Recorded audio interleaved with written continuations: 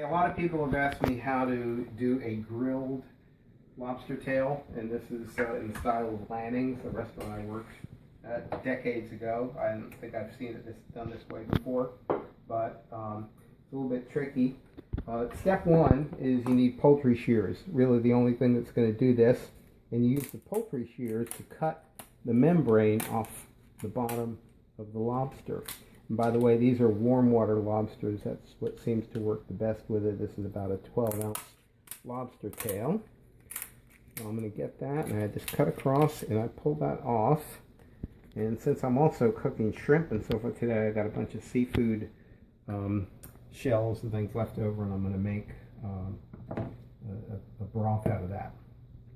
So the next thing you do is you got your lobster with the membrane trimmed off the bottom, and you take a big knife and you cut right down to the shell where you can feel the shell, and then you crack it one time like that. Okay, then that's pretty easy. Then the next part can be tough depending on the thickness of the lobster shells, and this is a pretty thick shell, so I'm gonna, there we go, actually that worked pretty easy. So you crack it back like that, and then once you've done that, you pull it out like this, and you notice even though I cut all the way through, it seemed, with this big sharp knife and cracked that back, the tail itself remains intact. So I'm going to lay that out, and I put this on here.